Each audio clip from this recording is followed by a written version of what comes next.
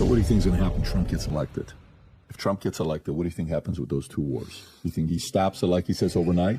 We don't know, of course. I mean, because he actually has a clever strategy on this, which he did in 2016 as well, which is say, I'm not going to tell you what I'm going to do.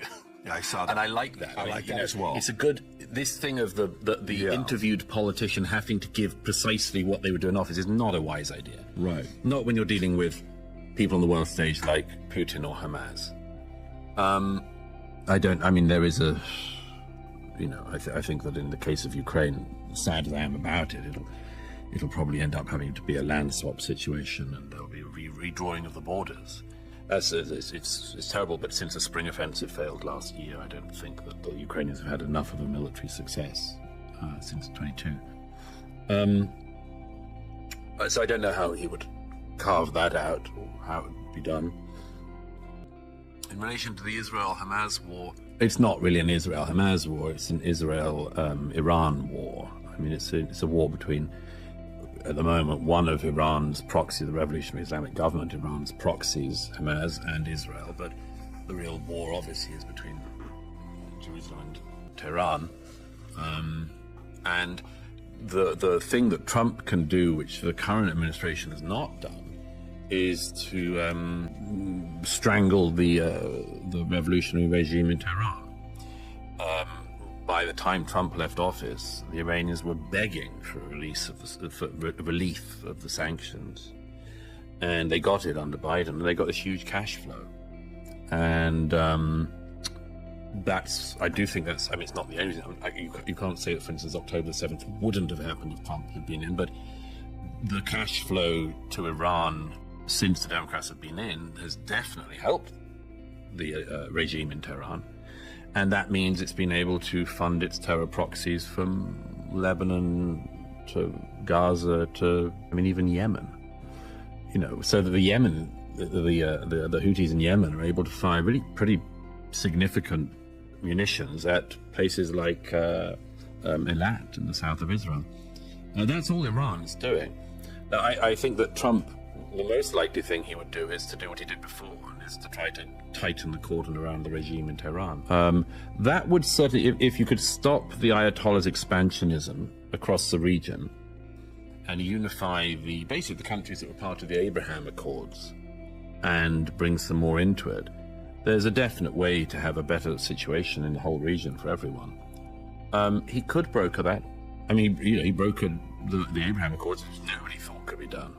And if he could add to that, that would be extraordinary. But the main thing is stopping the Ayatollahs from their, I think, absolutely insane actual expansionism.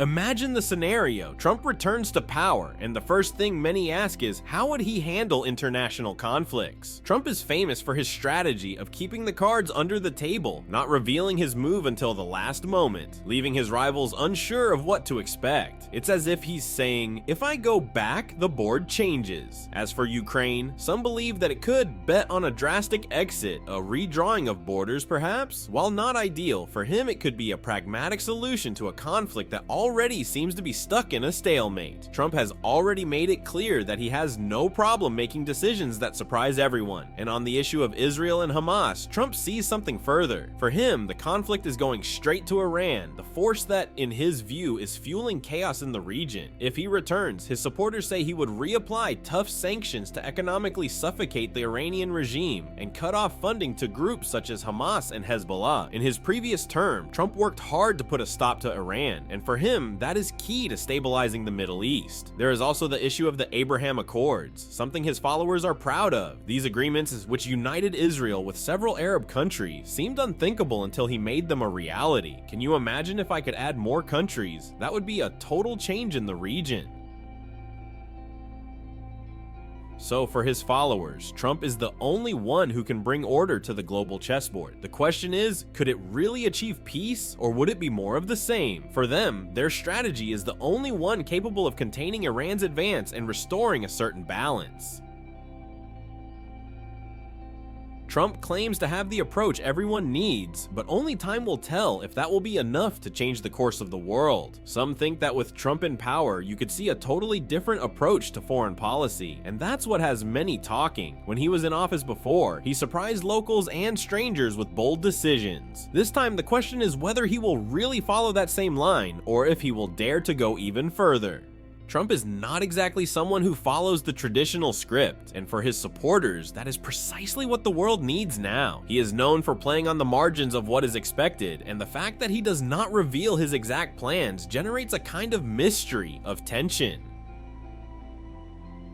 Perhaps that is the reason why some see in him a possibility to shake up the international stage, to challenge countries like Russia, and to do something drastic with the conflict in Ukraine. Speaking of Ukraine, Trump has suggested that there could be a solution that involves redrawing the borders, something that for many would be controversial, but for him it is a matter of pragmatism. It's not that he wants to let Russia take what he wants, but that he seems to understand that the situation is so complex that a radical exit might be the only way to avoid a protracted war. The Middle East is another hot topic. Trump and his supporters say Israel's problems with Hamas are actually a matter of Iranian influence, and if anyone knows how to put pressure on Iran, it's him. Trump has presented himself as someone capable of putting a limit on Iran, curbing its activities in the region, and above all, reducing funding for extremist groups that, in his view, sow chaos. And if we look back, there are the Abraham Accords, a milestone that Trump achieved and that left many stunned. For his supporters, this is a sign of what he could do if he returns to power, bring together more Arab countries, reduce tensions, and create a kind of diplomatic shield in the Middle East. However, not everyone is convinced. Critics fear that his strong focus could increase tensions rather than calm them, but his supporters insist that the world needs someone with a firm hand, someone who will not bow to conflict and who is willing to make tough decisions. Imagine the impact of these decisions in the current context. A president willing to openly challenge Iran and Putin, seeking to reformulate alliances and forge new peace pacts. It would undoubtedly be a dramatic direction that some see as necessary to restore order. The question is whether all this is enough to bring peace or whether it will trigger more tensions. But one thing is for sure, Trump's return would bring about a change that would not go unnoticed on the global stage. Trump is seen by his supporters as the kind of leader who isn't afraid to make unpopular decisions if it means protecting his country's interests. To them, his bold stance represents a break with foreign policy that they believe has left the United States in a weaker position in recent years. To see him again in the White House would be like putting a strategist back on the field. There is also a sector of the population that believes that Trump's strategy could bring an unexpected balance to conflicts where other leaders only see war. His ability to negotiate without showing all his cards can generate a kind of pressure that other presidents do not. In situations of global uncertainty, having someone like him at the helm is something that many think could benefit the United States. As for Iran, Trump has already shown in the past that he knows how to apply sanctions effectively. Supporters argue that if it were to tighten restrictions again, Iran would be forced to reduce its support for groups such as Hamas and Hezbollah, thereby weakening its influence in the Middle East.